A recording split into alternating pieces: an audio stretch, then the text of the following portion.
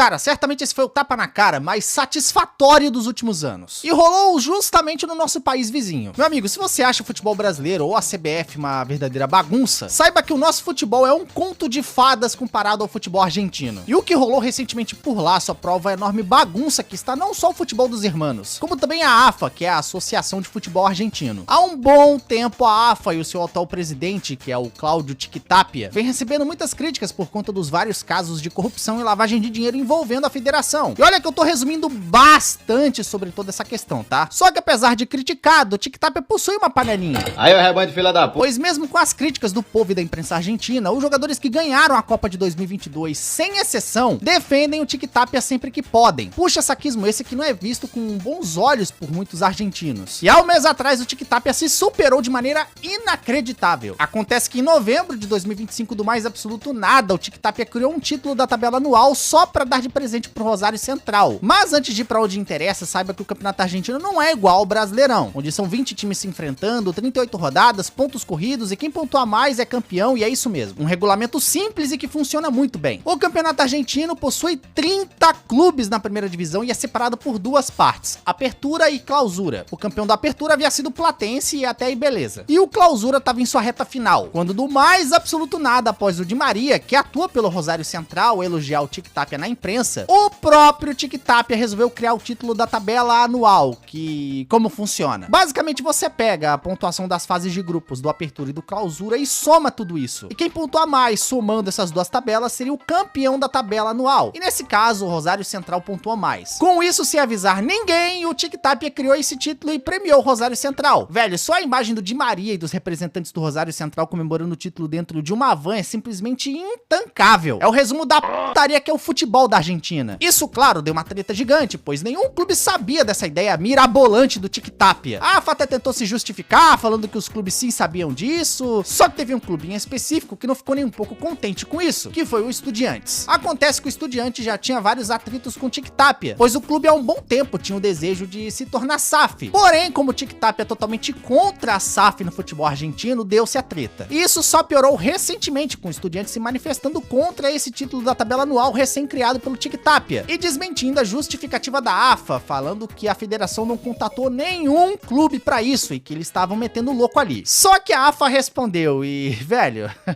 assim, tu achou o Edinaldo Rodrigues um presidente horrível da CBF? Multiplica ele por 10. Esse é o Cláudio Chiquitapia. Esse maluco, se tu não seguir as loucuras dele, tu vai se ferrar, velho. Ele vai fazer de tudo pra te prejudicar. Já não basta os erros escandalosos de arbitragem a favor do Barraca Central esse ano que, ops, o Chiquitapia era presidente do clube há muitos anos e que atualmente, adivinha? O seu filho Matias Tapia é presidente. Que veja só, o capitão do Barracas é também filho do Chiquitapia, o Ivan Tapia. Isso tem nome na Constituição, chama-se nepotismo. Isso sem falar das premiações ridículas que os clubes campeões ganham lá na Argentina. Ou seja, se tu ganha a Copa da Argentina, tu ganha de premiação, sei lá, um Guaraviton e um Biscoito Globo. Não, brincadeira. Eles têm uma premiação em dinheiro sim, mas é uma mixaria comparado às premiações do futebol brasileiro. Então, como tu agora sabe a merda e a máfia que é a AFA e o Chiquitapia, eles responderam às críticas do Estudiantes da seguinte maneira. Como uns dias depois do Estudiantes ir enfrentar o Rosário Central fora de casa pelas oitavas de final do Clausura, a AFA simplesmente obrigou o Estudiantes a fazer o passídio pro Rosário Central. Ou seja, eles teriam que fazer uma espécie de corredor pra aplaudir o adversário que havia sido recém-campeão. Exatamente, os caras obrigaram Estudiantes a fazer um corredor pra aplaudir um campeão de um título que até 2 dias antes nem sequer existia. Só que o pulo do gato vem agora, pois o Estudiantes não deixou isso barato. E o presidente do clube, que é o Juan Sebastián Verón, e antes que me perguntem, sim, é o próprio Verón, ídolo histórico do Estudiantes e muito amado pelo torcedor cruzeirense, é o presidente do clube. E ele simplesmente mandou os jogadores do Estudiantes ficarem de costas para os jogadores do Rosário Central. Certamente a imagem do ano no futebol argentino, que ficou conhecido por lá como El Espaldaço, e que escancarou que o Estudiantes não concordava nem um pouco com a sujeira dentro da AFA. Uma baita imagem, aliás. E para melhorar ainda mais as coisas, o Estudiantes venceu o Rosário Central por 1-0 e se classificou para as quartas de final do Clausura. Só que se você ainda não se recordou que a AFA é uma verdadeira máfia, quase que uma ditadura, saiba que a AFA deu 48 horas para os jogadores se manifestarem sobre o protesto que eles fizeram, onde na pior das hipóteses poderia até suspender um time inteiro da reta final do Clausura. Só que aí que o Verón entra na jogada de novo. E velho, tu pode não gostar do Verón, mas esse cara é macho pra cacete. Bateu de frente com a AFA sem medo e se manifestou, deixando claro que a ideia dos jogadores terem feito aquele protesto contra a federação foi totalmente dele. Ele assumiu a bronca só pra defender os seus jogadores. Maluco, que baita atitude do Verón. Só que pra provar ainda mais a ditadura dentro da AFA, a federação e o Tic-Tapia meteu um baita gancho no Estudiantes, suspendendo o verão do futebol por 6 meses, suspendendo todos os 11 jogadores titulares que participaram do protesto por 2 jogos, suspensão essa que valeria só a partir de 2026, e ainda proibiu o Santiago Núñez, que é o capitão do time do Estudiantes, a assumir a abraçadeira da equipe pelos próximos 3 meses. Velho, proibiu o cara de usar a abraçadeira de capitão. Eu nunca vi isso na minha vida. Eu nem preciso falar que tá mais que na cara que a AFA tentou prejudicar o Estudiantes da maneira mais FDP possível. Tudo isso por causa de um protesto justo. Mas aí tu pode falar, ai, mas esse protesto foi antidesportivo. Porra, se tu defende o que o Tic-Tapia faz, tu é maluco, não é possível. Ele faz de tudo pra prejudicar quem é contra ele. E ele fez a mesma coisa com o Estudiantes. Ele claramente tentou censurar a equipe e, mais do que isso, tentou arrumar uma forma do Estudiantes ser eliminado do Clausura logo. Só que o Tic-Tapia esqueceu de um detalhe. Afinal, já dizia o Rogério Vogan, o futebol é a arte do possível. E o Estudiantes se tornou a maior prova de contra tudo e contra todos em 2025. Pois nas quartas o Estudiantes venceu o Central Córdoba e nas semis venceu seu arquival Ginásio La Plata, pra na decisão enfrentarem um Racing, que era o amplo favorito a vencer o título do Clausura. E depois de um jogo complicadíssimo, o Estudiantes fez jus ao seu mascote e jogou como um leão, superou o Racing nos pênaltis e se tornaram campeões do Clausura. Isso com o Verón vendo o jogo na arquibancada junto da torcida do Estudiantes, pois se ele não podia ver o jogo como presidente, ninguém ia proibir ele assistir como torcedor. Uma imagem espetacular, velho. Ver ele comemorando e se emocionando junto com a torcida foi muito satisfatório. Esse feito foi um verdadeiro tapa na cara do Tic-Tapia, que tentou prejudicar o clube e fez de tudo pro Racing ser campeão. Mas sabe o que é melhor do que um tapa na cara? 2 tapas na cara, pois recentemente o Estudiantes enfrentou o Platense pela Copa dos Campeões, um torneio entre os campeões do Apertura e do Clausura desse ano. E o Estudiantes venceu de virada por 2-1 e ganhou mais um título contra todo o favoritismo do Tic-Tapia. E cara, ver o Tapia tendo que entregar as medalhas e o troféu do Clausura pro Estudiantes é simplesmente impagável. Ver a cara de bunda dele ao ter que fazer isso,